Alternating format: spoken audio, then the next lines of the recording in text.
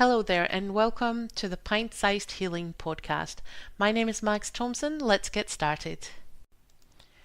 I was in the supermarket today doing my shopping when a friend sent me a message about the sad passing of Anthony Bourdain to what seems to have been suicide.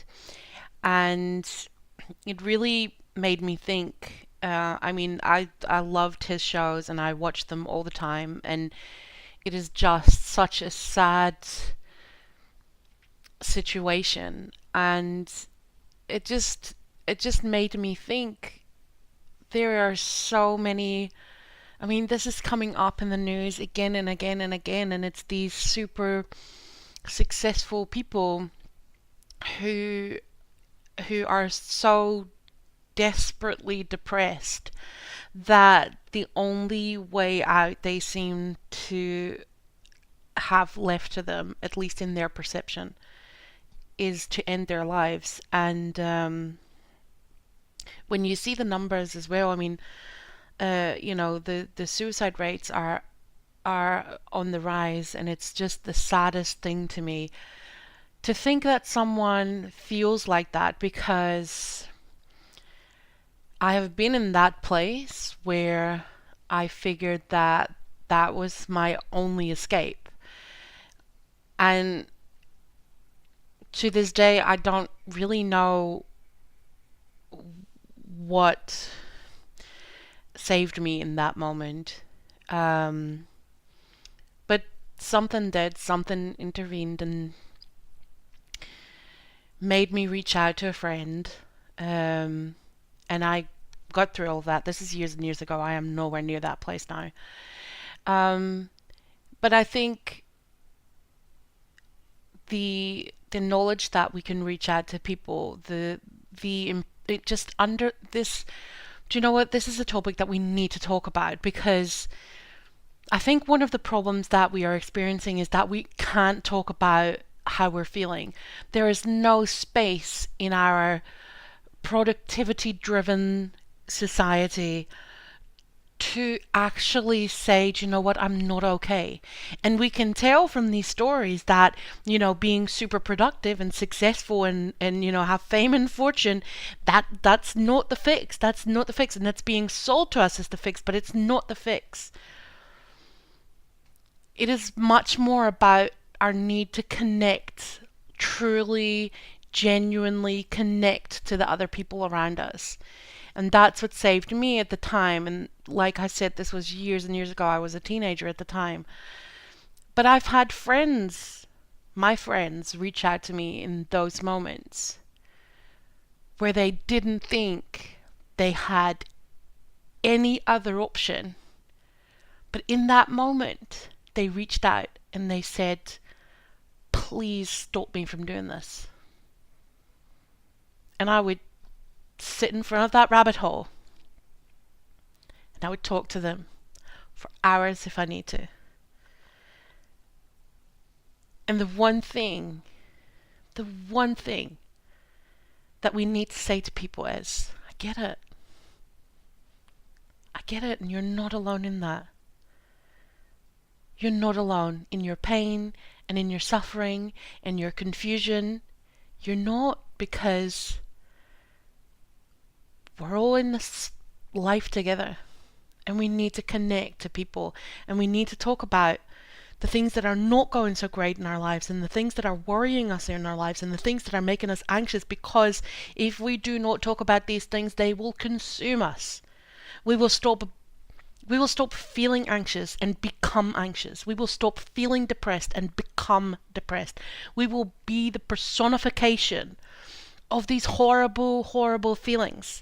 And once we become the personifications of these feelings, we feel that there is no way out.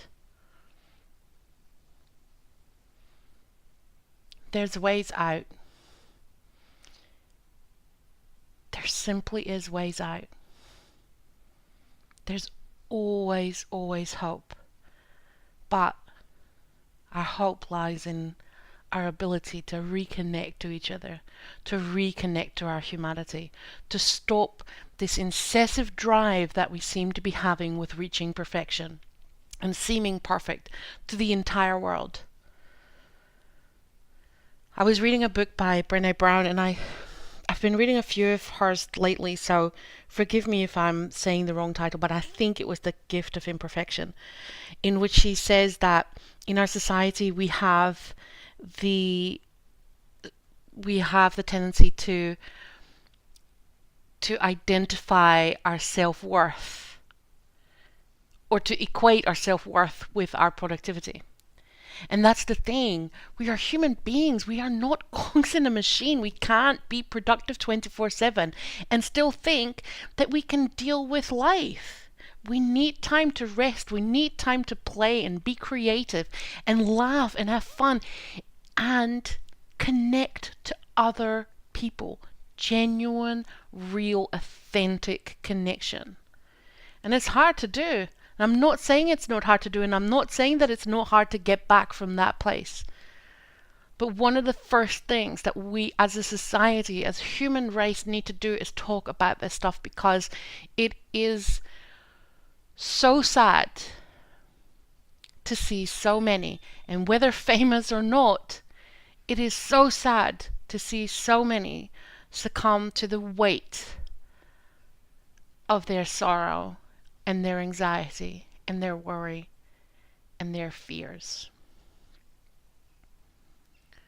So talk to your friends, all of them, because you don't know, you do not know who is suffering in silence. And a lot of people are suffering in silence because they think that when they speak up about their pain and their fear and their worries, that somehow we will see them as failures. Somehow we will not value them as human beings. And we need to make sure that our friends and our loved ones, our families, they understand that it doesn't matter how they feel about the world or about themselves.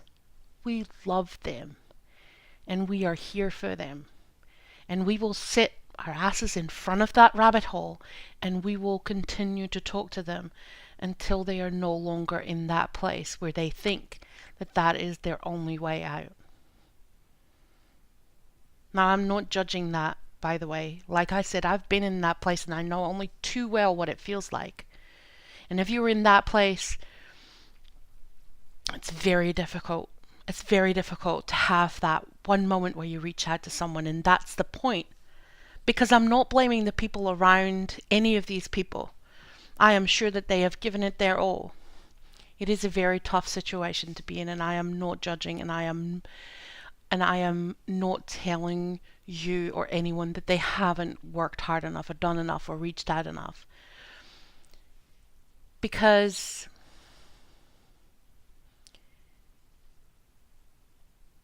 I know that they will have tried.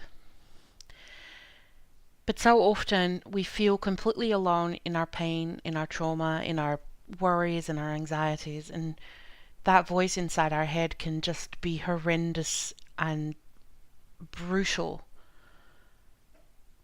But the more we talk, the more we connect, and the more we say to everybody in this world, it doesn't matter how you're feeling. We love you. The more they will be able to cope with any of the dark feelings. So let's get that conversation started, and start by telling all the people that you know and love, that it doesn't matter how they're feeling. You are here for them and you love them. I'll see you next week.